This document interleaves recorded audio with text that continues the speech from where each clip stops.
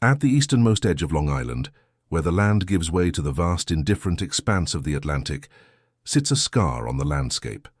The address is 216 Old Montauk Highway, a location once synonymous with a particular kind of power, quiet, assured, and seemingly unimpeachable. Today there is only the wind, carrying the scent of salt and dune grass over an empty lot. A structure of immense symbolic weight once stood here, but it has been erased, leaving behind only the ghost of a foundation and the persistent whisper of a story that refuses to be buried. The air itself seems to hold a memory of the house. One can almost feel the phantom coolness of its steel frame, hear the echo of conversations absorbed by its cedar siding, and see the reflection of a turbulent sky in glass that no longer exists. This was not merely a building, it was a silent accomplice, a carefully constructed character in a drama of immense deception. Its purpose was not to shelter a family, but to guard a lie, and its very architecture was a language of deceit, spoken with unnerving fluency. The mansion that Bernie Madoff built was a masterclass in calculated restraint. Eschewing the ostentatious grandeur of other coastal palaces, it embraced a clean, beachfront modernism. Its lines were sharp, its palette neutral, its form a study in serene geometry. It was designed not to intimidate with opulence, but to soothe with sophistication.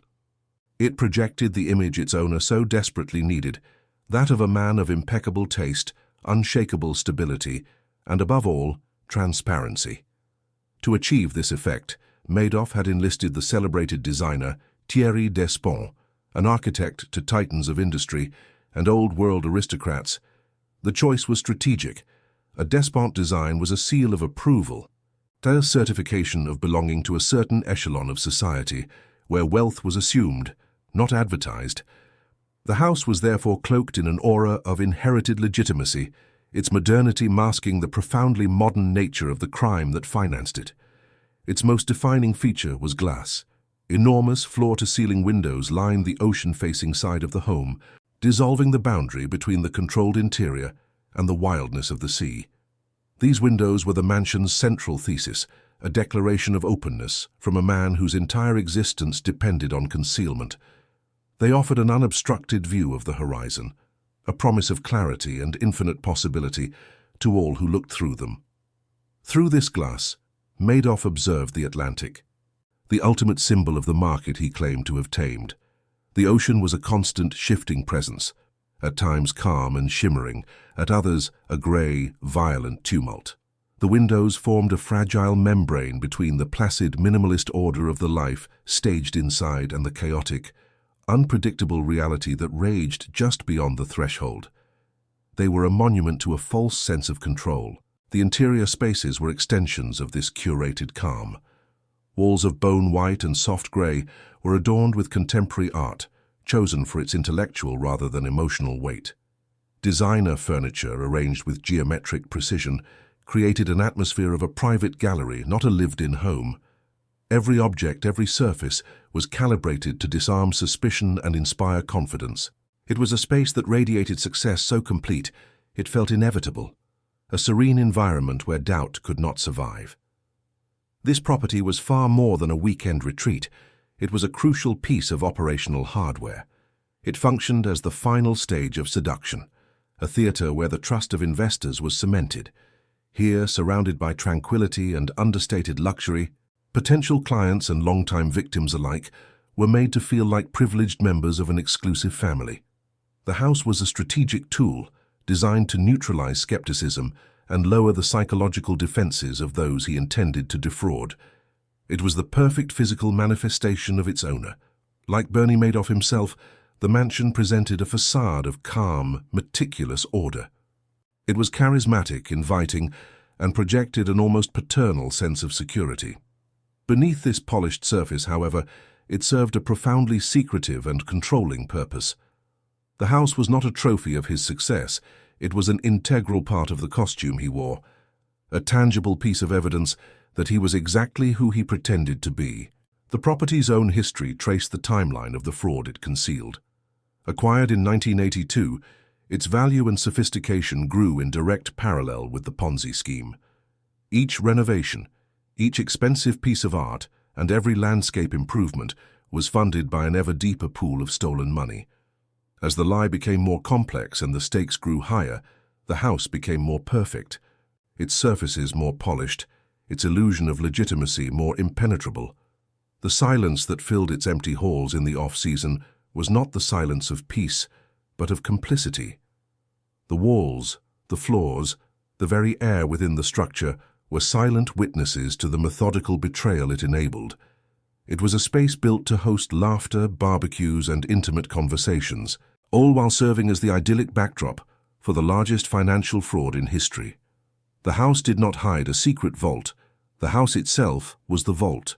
Its elegance was its armor, its beauty a weapon. It stood for decades as a testament to a fiction, a concrete and glass monument to the idea that a man who lived so openly, with such refined taste, could not possibly be a monster. It was a hollow cathedral built on a foundation of sand, facing a sea of lies. Luxury was just the surface. What happened inside, few dared to know. To see the truth behind the glass, follow this story to its foundation. The man who would one day command the Atlantic from a wall of glass did not begin his life with an ocean view. His world was forged in Queens, a landscape of brick apartments and asphalt horizons, far from the salt-sprayed enclaves of Long Island's elite. Bernie Madoff was a product of a different shore, one defined not by endless possibility, but by the quiet anxieties of a middle-class existence. This origin, scrubbed clean from the later narrative of his success, was the foundational layer upon which the entire artifice was built. His childhood was shadowed by the ghost of financial failure. His father, Ralph Madoff, a man of unrealized ambitions, drifted from plumbing to stockbroking, succeeding at neither.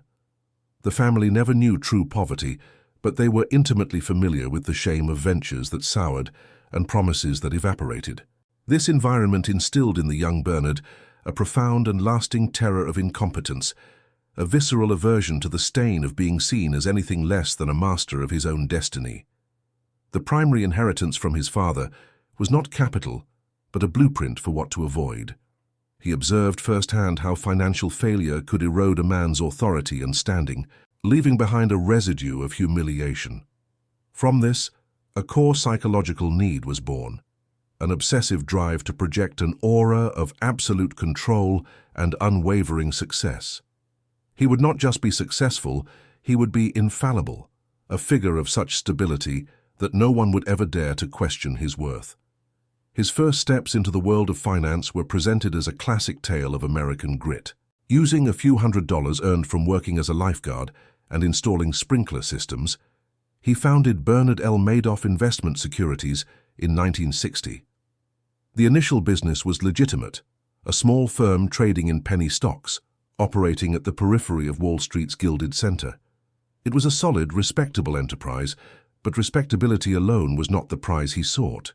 The true ambition was not merely to be rich, but to be accepted. He craved entry into the exclusive, high-walled gardens of old money and established power. His legitimate market-making business, while profitable, did not provide the key. It was a service industry, efficient but lacking the mystique of true genius. To breach those walls, he needed something more compelling, a reputation for producing results that defied the market's logic. This desire marked the first moral crossroads. He established a separate private investment advisory arm, a boutique operation for a hand-picked clientele. It was here, away from the regulated transparency of his main business, that he began to sell his most valuable product, certainty. He offered friends, family, and associates the one thing the real market could never provide: consistent, steady, positive returns, month after month, year after year. The mechanism of the fraud began not as a grand conspiracy, but as a series of small, pragmatic deceptions. When a trade resulted in a loss, admitting it was psychologically impossible. It would have been an admission of failure, a crack in the facade of his meticulously constructed competence. So he simply chose not to. He would use capital from a new investment to cover the loss from an old one, presenting the client with a statement that showed a modest, reassuring gain. The effect of this simple lie was intoxicating. There were no alarms, no suspicions. Instead, he was met with gratitude, admiration, and deeper trust. He wasn't just a broker. He was a financial savant, a calm port in any storm. This validation became a powerful addiction. The lie was no longer a defensive tool to hide failure. It became an offensive weapon to cultivate adoration and build his legend. As word of his unique talent spread through the tight-knit social and charitable circles he inhabited, the demand to invest with him grew. The scheme scaled organically, not through aggressive solicitation, but through the allure of exclusivity. The larger the pool of incoming money, the easier it became to sustain the fiction, paying out fabricated profits to earlier investors. The small, isolated lie was evolving into a self-sustaining ecosystem. To manage this escalating deception, Madoff developed a masterful ability to compartmentalize his life. In one reality, he was a respected pioneer of electronic trading, a pillar of the financial community. In the other, hidden on a separate floor of his office, he was the architect of a phantom economy. This psychological split required an iron will and an obsession with control that would come to define every aspect of his existence. The more abstract and colossal the fraud became, the more he required a physical anchor. The billions of dollars existed only as numbers on fabricated statements. A weightless empire of pure fiction, he developed a pressing, psychological need to translate this illusory power into something solid, tangible, and irrefutable. He needed a stage that would not only house his life, but perform it, offering concrete proof of his legitimacy. This need found its object of desire in Montauk. The location was a strategic choice. It was not the ostentatious Hamptons, the playground of the nouveau riche. Montauk was quieter, a bastion of discreet inherited wealth. To own a home, there was to acquire a lineage, to purchase a claim to the very establishment he aimed to conquer. It was a statement of arrival, not of aspiration. The acquisition of the property at 216 Old Montauk Highway in 1982 was a pivotal moment. The house was more than a home. It was the first stone in the foundation of his physical alibi. It was a place where the phantom wealth from his secret operation could be laundered into a visible symbol of unimpeachable success. Walking its rooms, he could feel the lie take on the reassuring solidity of wood, stone, and steel. From the beginning, the vision for the house was an extension of his public persona. It would not be a gaudy monument to wealth, which might provoke suspicion. Instead, it would be a study in calculated restraint, a testament to sophisticated taste and serene confidence. Its architecture would have to speak a language of openness and clarity, directly mirroring the false transparency he projected in his business dealings. The property became a vessel for the fraud's ever-expanding profits and a reflection of its creator's deepening obsession. Each renovation, each piece of art, each curated piece of furniture was funded by stolen money and served to reinforce the grand illusion. The act of perfecting the house was inseparable from the act of perfecting the lie. As long as its lines were clean and its view unobstructed, the rotten core of the enterprise felt distant and manageable. Thus, the Montauk mansion was not a consequence of the crime, but an accomplice. It was conceived in the psychic space between a deep-seated fear of inadequacy and an insatiable hunger for acclaim. Its plans were drawn not by an architect alone, but by a complex psychological need to build a beautiful, solid, and tangible reality that could hide the terrifying emptiness of a life built on nothing at all. The first material expression of the expanding fraud was not an addition of a new wing, but a subtraction of the old. The original beach house, purchased as a simple outpost, was no longer fit for the scale of the character being constructed. By the late 1980s, with the scheme drawing in ever larger sums from a wider net of clientele, the modest structure became a liability, a relic of a smaller, less ambitious deception. It had to be erased, its foundations ripped from the sand to make way for a monument more suited to the burgeoning myth. This act of demolition was itself a statement of power. It signaled an arrival, a definitive break from a past of striving, and a declaration of a present defined by absolute attainment. The new structure that rose in its place was conceived not as a home, but as a theorem. Its purpose was to prove a hypothesis that a man of such refined taste and transparent living could not possibly be engaged in anything but the most legitimate of enterprises. Every design choice was a calculated variable in this equation of trust. The selection of Thierry Despont as the architect was the first and most critical move. Despond was not a builder of mere houses. He was a curator of legacies, a man who cloaked new money in the unimpeachable aura of old-world aristocracy. To hire him was to purchase a pedigree.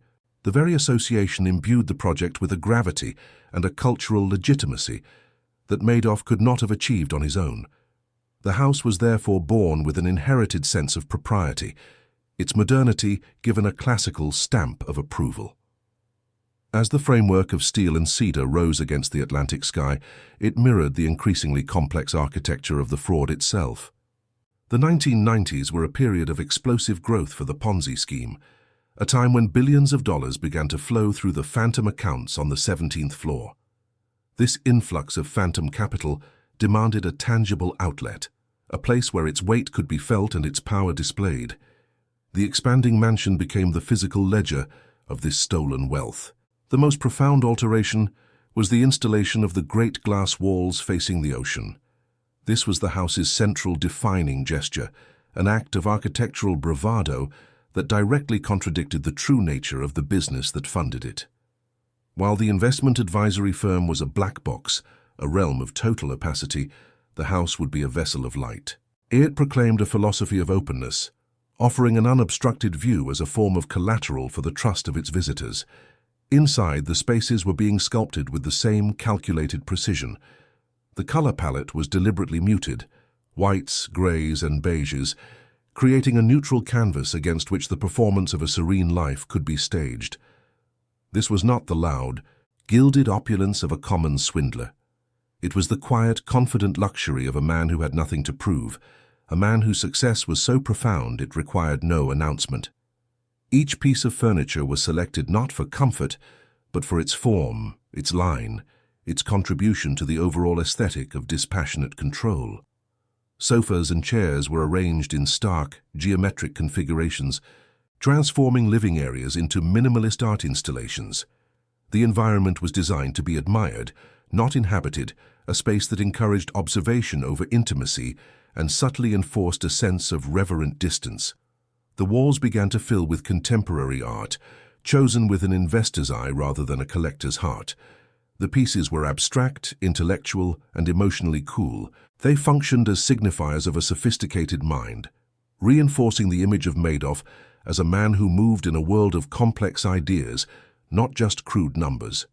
Each painting was another layer of armor, another testament to a depth that was entirely fabricated. This internal cultivation of the house ran in perfect parallel to the systematization of the fraud. As the interior of the mansion became more polished and refined, so too did the operations in the lipstick building. The lie factory on the 17th floor was humming, producing an endless stream of flawlessly fabricated account statements that mirrored the flawless finish of the mansion's decor. One was a fiction of finance, the other a fiction of lifestyle. But both were products of the same meticulous, deceptive mind. The exterior landscape was subjected to the same obsessive control.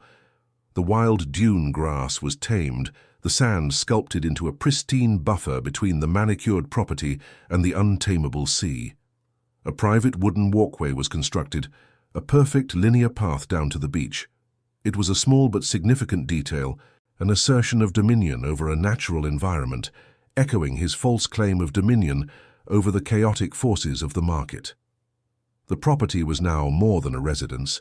It had become a fully integrated component of the criminal machine. It served as the final, crucial stage in the process of seduction. Potential investors, already vetted and primed, would be invited for a weekend. Here, in this temple of tranquility, their last vestiges of skepticism would dissolve in the face of such overwhelming evidence of stability and success. The house performed its role flawlessly.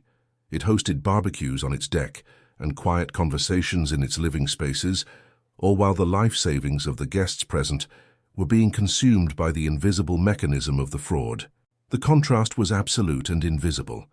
The laughter and the clinking of glasses on the oceanfront deck provided the soundtrack for a silent, mass-scale financial slaughter happening miles away.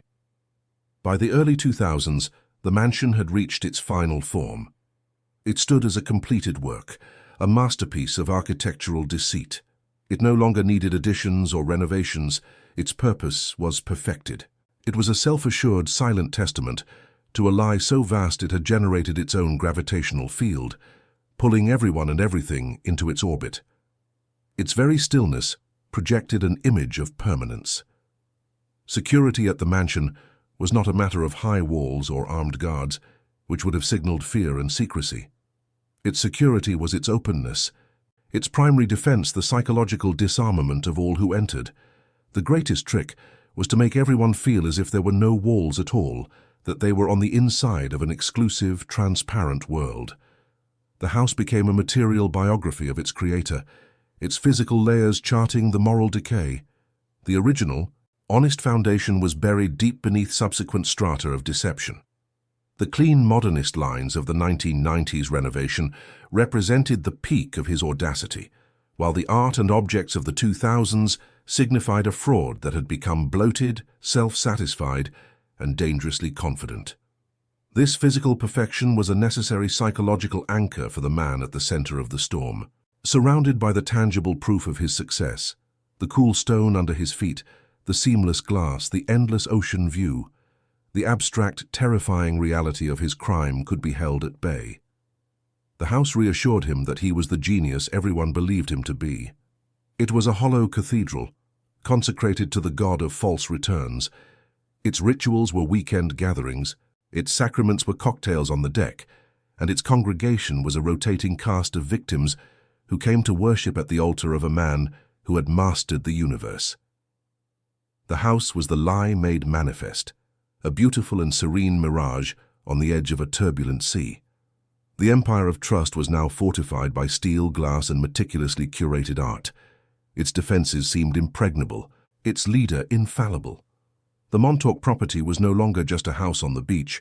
It was the flagship of a phantom fleet, a symbol of a power that seemed as vast and as constant as the ocean it overlooked. The structure stood as the ultimate testament to its builder's vanity. It was not just a home but a reflection, a carefully constructed image of a man who needed the world to see him not as he was, but as he desperately wished to be. Every polished surface was a mirror reflecting back a perfected version of himself. In its finished state, the mansion projected a profound silence. It was the silence of a perfectly executed conspiracy, the quiet confidence of a lie that has gone unchallenged for so long it has begun to feel like the truth. But beneath the serene facade, the structural stress of the entire enterprise was building, a silent pressure that would eventually prove unbearable. Which detail best reveals the builder's vanity, the marble ballroom, the bulletproof windows, or the underground vault? By the dawn of the new millennium, the mansion at 216 Old Montauk Highway had achieved its final platonic form. It was no longer a project in progress, but a completed statement, a physical thesis on the nature of unassailable success. The construction was over, the art was hung, and the landscape was tamed into submission. The house now stood in a state of perfected stillness, radiating a confidence so absolute it seemed to have been carved into the coastline by geological forces rather than by human hands. It was the physical anchor of an empire that existed only on paper and in the minds of its believers. This was the zenith of the Madoff era, a time when the man and the myth had become indistinguishable. The Ponzi scheme had evolved from a frantic, ad hoc deception into a smooth, self-perpetuating machine, an alternate economy with its own laws of physics. Within this closed universe, Bernie Madoff was not a fraudster, but a master, a financial deity who had suspended the rules of risk and return. The Montauk house was his temple, the place where the abstract power of his phantom wealth was made manifest in stone, wood, and glass. The rituals of power enacted within its walls were deceptively simple, stripped of the vulgar pageantry of new money. The most potent displays of dominance were the weekend invitations, which were granted with the calculated scarcity of royal honors. To be summoned to Montauk was to be anointed, a sign that one had passed a silent test and been welcomed into the inner sanctum. The power was not in what was shown, but in what was offered. A temporary share in the serene, ordered world the Madoffs had perfected. Here, the house performed its primary function as a theater of trust. Guests would arrive to find a scene of idyllic domesticity, Bernie at the grill, Ruth arranging flowers, the sound of laughter carried on the sea breeze. The atmosphere was one of relaxed, familial intimacy, meticulously engineered to dissolve the professional distance between investor and advisor. In this setting, surrounded by such palpable evidence of stability, asking probing questions about investment strategy would have been a crass violation of social etiquette.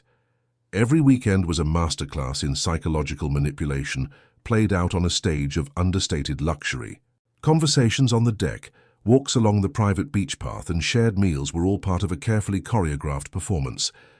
Madoff himself was the charismatic lead, projecting an aura of paternal wisdom and unshakable calm.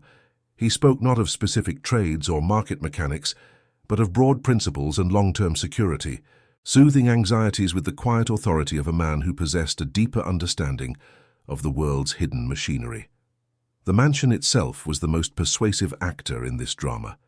Its clean lines whispered of integrity. Its minimalist decor spoke of a mind uncluttered by greed, and its vast windows declared a commitment to transparency. It was a structure that seemed incapable of housing a secret. The house worked on a subconscious level, assuring visitors that a man who curated such a peaceful and elegant existence could not possibly be the architect of a chaotic, predatory scheme. The environment was the alibi. In this period, the property functioned less as a home and more as a psychological bunker. Its defenses were not walls of concrete, but barriers of exclusivity and social prestige. The true security system was the powerful mystique that surrounded its owner. The difficulty of gaining access to Madoff's fund, often requiring a personal introduction and a long wait, created a desperate desire to be included. This desire was the fortress's main gate, and once inside, guests were too grateful to be suspicious.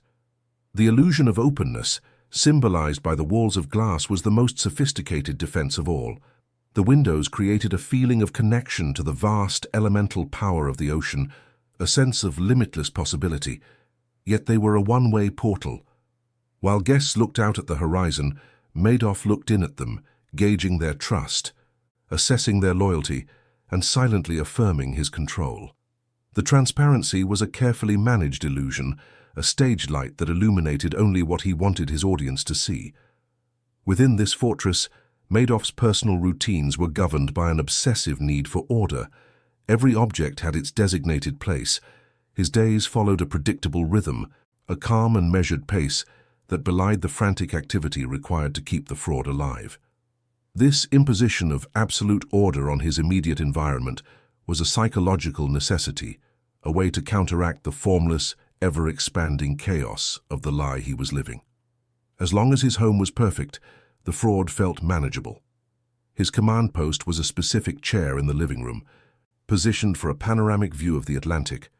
From this vantage point, he observed the shifting moods of the sea, the ultimate symbol of the market he claimed to have tamed. The ocean was his silent adversary and his captive audience. Watching its endless motion from behind the silent, immovable glass was the ultimate expression of his fantasy of control, the illusion that he stood apart from the world's turmoil, observing it from a position of serene mastery. Yet this peak of power was also a landscape of profound isolation. He was surrounded by admirers, friends, and family, but he was known by none of them. Every conversation was a performance, every relationship a transaction built upon the foundation of his grand deception. The adoration he received was for a fictional character, a financial genius who did not exist. The house, filled with laughter during weekend gatherings, would fall into a heavy, oppressive silence the moment the last guest departed. This silence was the true sound of the empire. It was the negative space around the lie, the vast emptiness that the constant performance was designed to fill. In these quiet moments, the house transformed from a theater into a prison.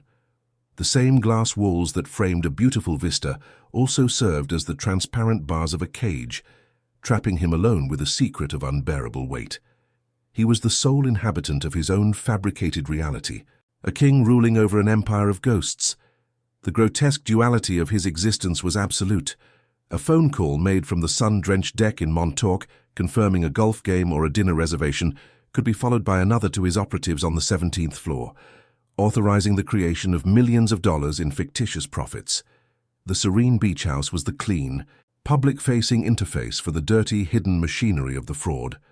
It was the place where the stolen money was laundered, not financially, but morally, transformed from the proceeds of a crime into the symbols of a well-lived life.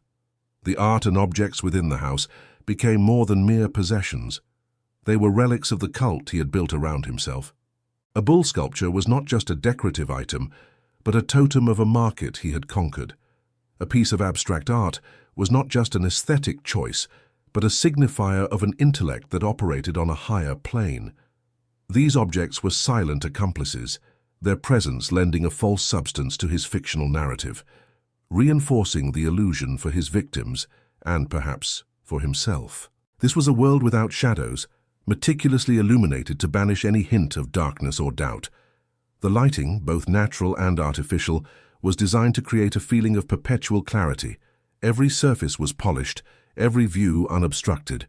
This relentless brightness was a defense mechanism, an attempt to create an environment so pure and transparent that the monumental darkness at its core could not be perceived. The house, in its completed state, was a monument to the denial of reality. It was a physical argument that perception is everything, that if a fiction is constructed with enough care and precision, it can become more real than the truth. It stood as proof that a beautiful surface can successfully conceal a rotten core, at least for a time.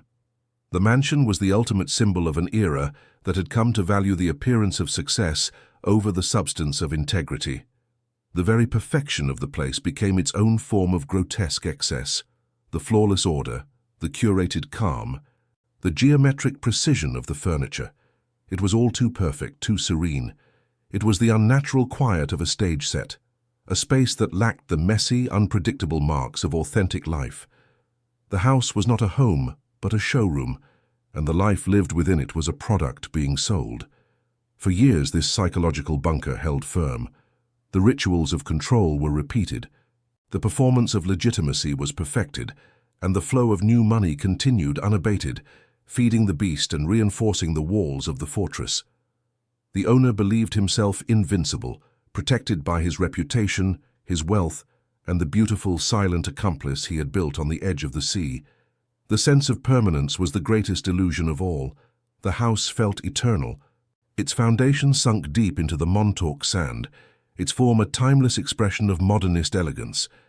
It seemed that the life staged within its walls could go on forever, a repeating cycle of sunny weekends, grateful guests, and steady, impossible returns. But the ocean that stretched out before the great glass walls was a constant, silent reminder of a power far greater than his own. It was a force of nature that could not be controlled, a realm of chaos and unpredictability that no amount of wealth or cunning could ultimately tame. The serene view from his window was a temporary state, a calm before a storm that was gathering strength far beyond the horizon. The fortress was designed to withstand any attack from the outside world of finance and regulation. Its architect, however, had overlooked the one force capable of bringing it all down. The true threat was not a market crash or a government investigation, but the simple, corrosive power of the truth, which, like the sea itself, patiently erodes even the most formidable structures. The rain was absolute, the theater was full, and the prison was secure. But the foundation of the entire structure, the trust of his family, the loyalty of his inner circle, was beginning to feel the immense, unsustainable pressure of the lie it was forced to support. The first hairline cracks were appearing, invisible to the audience, but felt deep within the walls of the house itself. The first tremor did not originate from within the house, but from the world outside its glass walls. In the autumn of 2008, the global financial system began to hemorrhage, a systemic collapse that sent shockwaves across every market on the planet.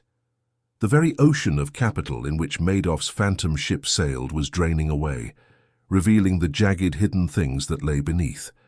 For the first time, the view from 216 Old Montauk Highway was not one of serene power, but of a horizon on fire. This external chaos began to exert an unbearable pressure on the closed, artificial ecosystem of the fraud. The mansion, once a hermetically sealed environment of calm, could no longer filter out the ambient panic.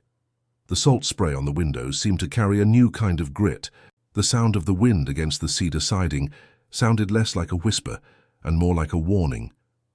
The house itself seemed to hold its breath, a silent witness to the fact that the reality it was built to deny was now hammering at its doors.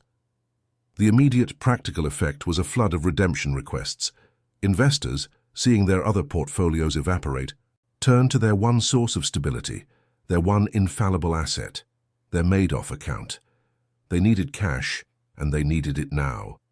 The requests, once a manageable trickle, became a torrent, then a tidal wave. The scheme's fundamental law, that new money must always exceed outgoing payments, was on the verge of being catastrophically inverted. Within the house, the performance of unflappable calm became a strained, brittle exercise. Bernard Madoff continued his routines, his measured walks on the beach, his quiet evenings observing the sea, but the mask of the patriarch was beginning to slip. His obsessive need for order intensified.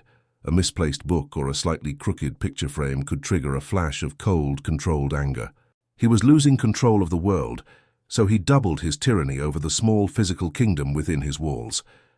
Meanwhile, a voice that had been crying in the wilderness for years suddenly found an audience. Harry Markopoulos, a financial analyst and fraud investigator, had been submitting detailed reports to the Securities and Exchange Commission since 2000, methodically proving that Madoff's returns were mathematically and strategically impossible. His warnings, once dismissed as the ramblings of a jealous competitor, now took on the chilling quality of prophecy. The cracks were not just appearing, they had been documented for nearly a decade. Madoff, however, was insulated by a thick layer of hubris, built up over years of successfully deflecting regulatory scrutiny. He had faced SEC inquiries before, and had treated them with a mixture of condescension and feigned cooperation, correctly assessing the agency's incompetence. This history of evasion had made him feel invincible, a man who operated so far above the rules that he was no longer subject to them. He believed the fortress he had built was impregnable to such clumsy assaults, but the house itself was beginning to betray him. A persistent leak appeared in the ceiling of a guest bedroom during a late autumn storm, a dark, spreading stain on the pristine white surface. The steel frame of the windows, constantly exposed to the corrosive salt air, began to show faint traces of rust beneath the paint. These were small physical failures, but they were potent symbols. The perfect structure, the material alibi, was succumbing to the elements, its integrity slowly compromised from within and without. The small, discreet staff who serviced the property noticed the change. They observed the increased frequency of tense, whispered phone calls, the uncharacteristic exhaustion in Ruth Madoff's posture, the way Bernard would stare out at the ocean for hours, motionless, as if locked in a silent, desperate negotiation with the waves. The curated atmosphere of effortless grace had been replaced by a palpable, unspoken tension that clung to the air like the damp sea fog. The most significant fractures, however, were developing within the family unit. His sons, Mark and Andrew, who ran the legitimate and highly profitable market-making side of the business, were walled off from the secret advisory arm. They had lived their entire adult lives in the shadow of their father's genius, enjoying the immense wealth it generated without ever understanding its source. The 2008 crisis put their legitimate business under enormous strain, forcing them to ask questions they had previously avoided. A conversation took place on the oceanfront deck, a space usually reserved for celebratory barbecues. Mark, the more anxious of the two sons, confronted his father. He spoke not of fraud, a concept still unthinkable, but of liquidity, of the immense pressure from clients, of the need for transparency between the two sides of the firm. He was asking for a look inside the black box, a request that was, in itself, an act of rebellion. The response was not reassurance, but a cold, dismissive anger. Bernard Madoff turned his authority, the very foundation of his power, into a weapon against his own son. He questioned his loyalty, belittled his anxiety, and reinforced the wall between them. The conversation ended not with clarity, but with a deeper, more painful division. The familial trust that had been the unspoken collateral for the entire enterprise had been fractured. The unease was contagious. Word began to ripple through Madoff's exclusive social circle. In a world where every other fortune was being decimated, his client's steady, Positive returns began to look less like a blessing and more like a statistical anomaly. The very consistency that had once been his greatest selling point was now becoming the primary source of suspicion. The magic trick had gone on for too long, and the audience was beginning to look for the wires. The mansion became a command center for a war of reassurance. Madoff spent hours on the phone, his voice a smooth, calming balm, soothing the nerves of panicked investors. He projected the same old paternal certainty, but now it was a hollow echo. He was no longer a captain steering a steady ship, but a man frantically patching holes in a sinking vessel, using the force of his personality as the last available sealant. Miles away, in the Lipstick Building, the Lye factory on the 17th floor was in a state of terminal overload. The small, loyal team was unable to keep up with the demands. The outdated computers struggled to generate the fabricated statements fast enough, and the logistics of managing the phantom billions were collapsing under the weight of real-world withdrawals. The engine room of the empire was seizing up, starved of the one fuel it required: new money. Ruth Madoff, the silent partner in the performance of a lifetime, became a ghost in her own house. Her days were spent in a flurry of activity that seemed to have no purpose, endlessly rearranging furniture, polishing already gleaming surfaces, tending to a garden that was entering its winter dormancy. It was the desperate work of a woman trying to hold a physical world together, as the abstract one on which it depended disintegrated. Her silence was no longer serene, it was the silence of terror. The great glass walls, once a symbol of clarity, now served a different purpose. They framed a view of a grey, turbulent sea, an endless expanse of chaos. The ocean was no longer a passive backdrop for a life of mastery. It was an active, menacing force, a visual representation of the uncontrollable reality that was about to breach the last of his defenses. The view was no longer a luxury. It was a torment. A careless remark made to an old friend, a slight inconsistency in an explanation about market strategy, a number that didn't quite align with a previous statement. These were the small slips, the verbal fissures that began to appear. The master narrator, who had controlled his story with absolute precision for decades, was beginning to lose his grip on the script. The fiction was becoming too complex, too heavy to sustain without error. His retreat into the Montauk mansion became less a strategic withdrawal and more a desperate flight. But the fortress was now a trap. The minimalist spaces felt cavernous and cold. The contemporary art on the walls seemed judgmental, its cool abstraction a mockery of his own chaotic state.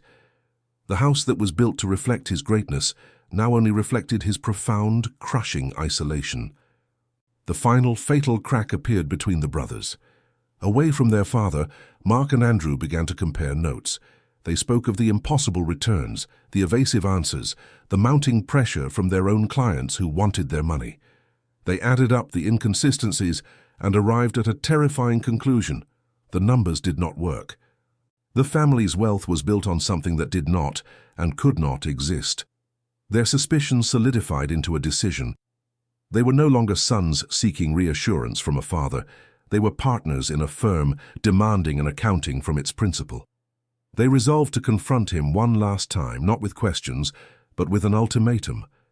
The rebellion, born of whispers and doubts, was now a coordinated insurrection. The walls of the psychological bunker were about to be breached, not by the SEC or by angry investors, but by the two people he had raised to believe in the myth he could no longer defend.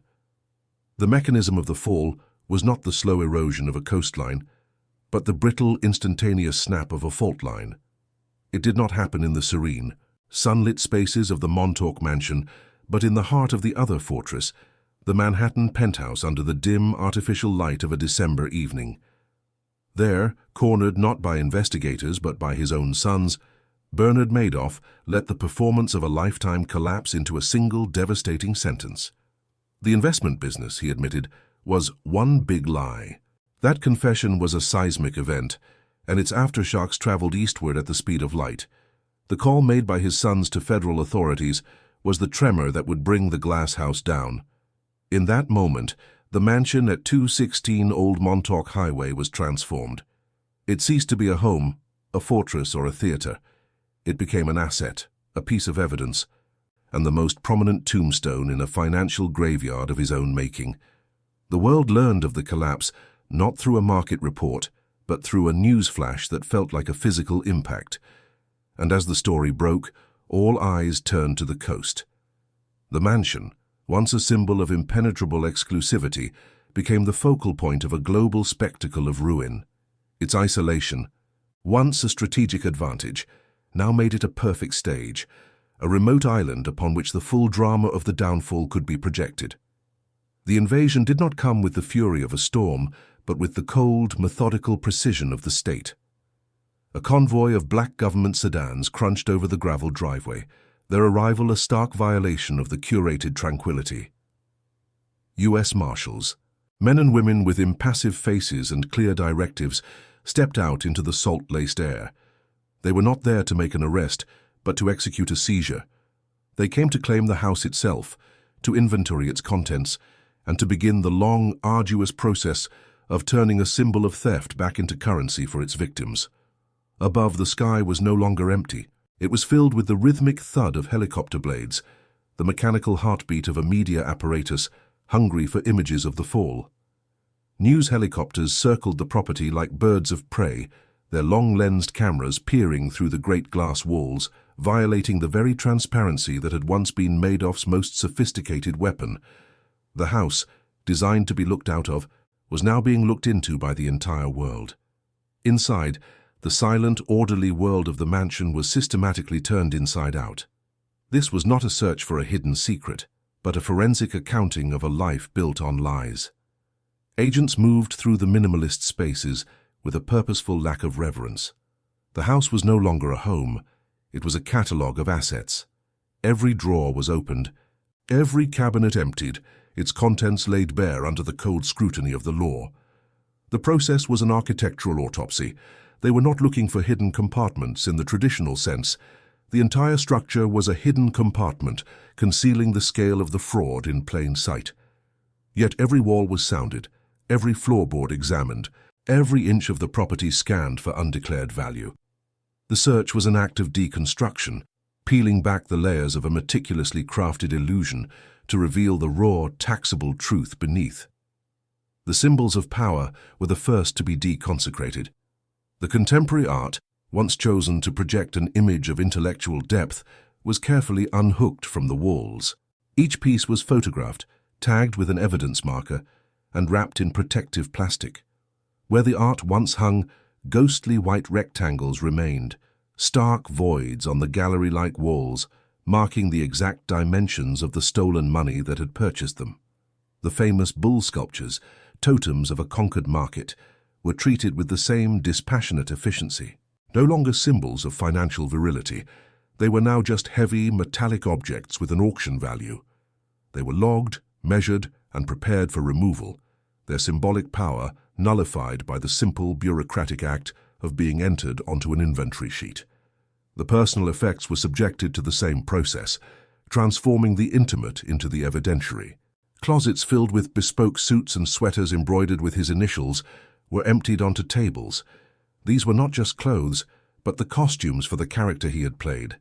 Each item was a prop from a stage that had been struck, its lead actor now imprisoned. The very essence of the house was being stripped away.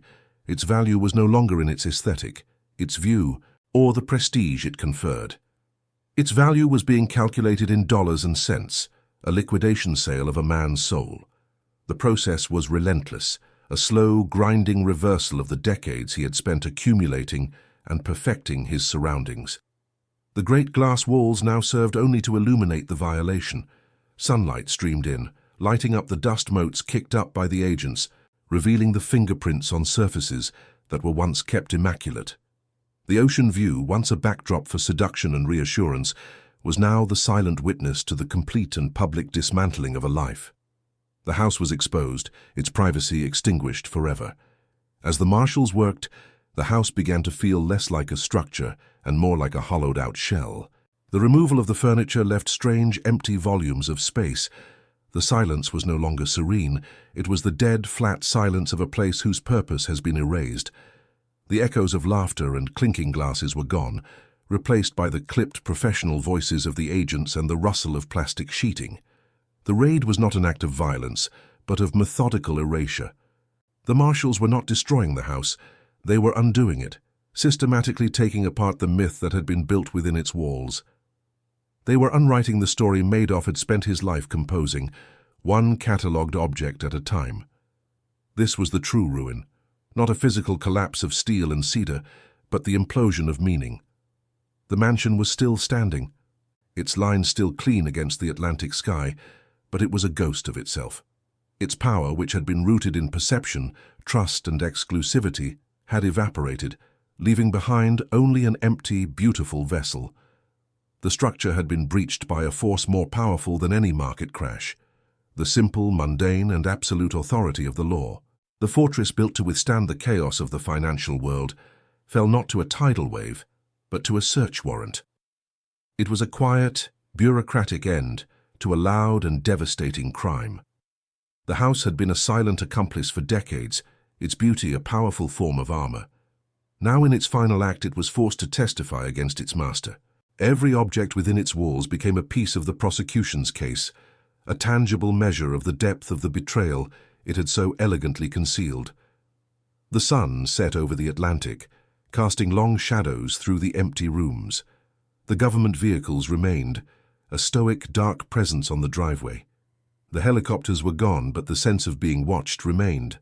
The glass house on the edge of the world had finally been broken, its contents scattered, its magic gone forever. So where does power truly reside? In concrete, or in what survives its fall? Subscribe to continue the investigation into the anatomy of power. The ashes of the empire did not scatter in the wind.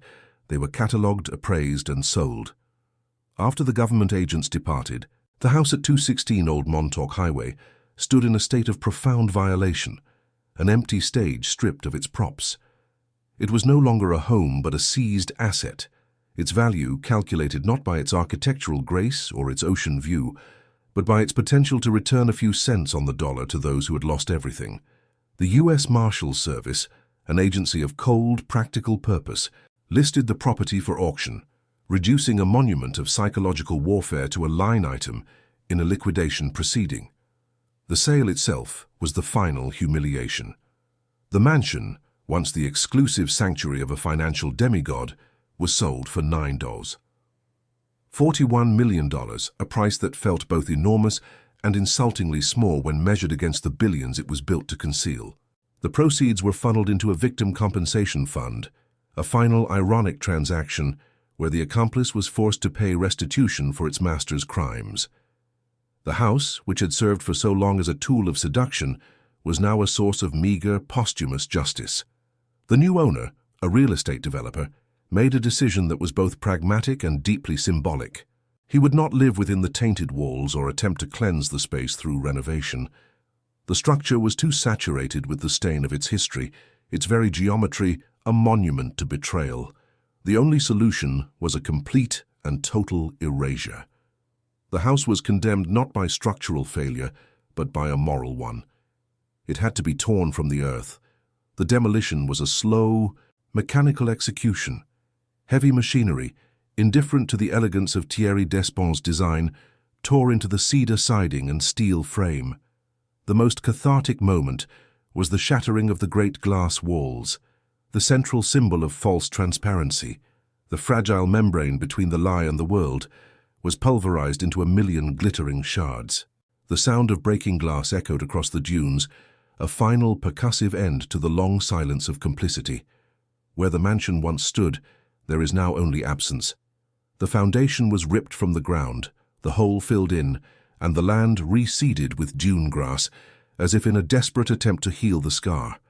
Today, the address 216 Old Montauk Highway points to an empty lot. The wind sweeps over the sand, carrying no memory of the structure, only the persistent scent of salt. The property has been returned to the landscape, its story buried, its physical form completely annihilated. The architect of this ruin met a far slower, less dramatic end.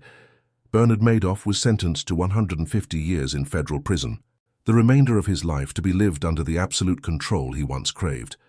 The panoramic view of the Atlantic was replaced by the grey concrete of a cell wall. He died in 2021, an old man in a prison infirmary, his name no longer a symbol of power, but a synonym for deceit. His end was not a spectacular crash, but a long, quiet fade into institutional oblivion. The poison of the fraud consumed his family with a Greek finality. His eldest son, Mark, unable to escape the shadow of the name he carried, took his own life on the second anniversary of his father's arrest. His younger son, Andrew, who had stood with his brother in reporting the crime, died of cancer years later, blaming the immense stress for its return. The dynasty Madoff sought to build was left in ashes, a legacy not of wealth but of suicide and sickness. The mansion, though physically gone, persists as a ghost. It exists now only in photographs, in court documents, and in the memories of those who were entertained there while their futures were being stolen. It has become a modern legend on the Long Island coast, a cautionary tale about a beautiful house on a cliff that was built on nothing at all.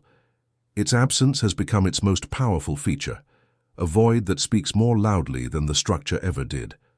The house's destruction was the only logical conclusion to its life. It was a hollow object, a material projection of an immaterial fortune. When the illusion of that fortune vanished, the house lost its reason to exist. Its demolition was a physical manifestation of a financial truth. A structure built on a foundation of lies cannot stand. It proves that the most solid-seeming symbols of power are as fragile as the trust they are designed to inspire. Those great glass walls through which he watched the chaotic sea with a sense of serene mastery were ultimately his undoing. They promised a clarity that was a lie, and in the end they were shattered, leaving nothing behind. Their destruction revealed that the most dangerous deceptions are not those hidden in darkness, but those conducted in plain sight, behind a transparent barrier of seeming respectability. Perhaps what we build says less about our power than about our fear of being erased. The mansion was not a monument to Madoff's success, but a desperate fortress against his own profound emptiness, a tangible proof of existence for a man whose entire life was a fiction. In the end, he was erased, and the fortress was erased with him. At the easternmost edge of Long Island, there is only the wind carrying the scent of salt and dune grass over an empty lot. A structure of immense symbolic weight has been erased, leaving behind only the ghost of a foundation. It stands now as an invisible scar on the landscape, a silent testament to the idea that a beautiful surface can conceal a devastating void, and that the most formidable walls are those we can see straight through.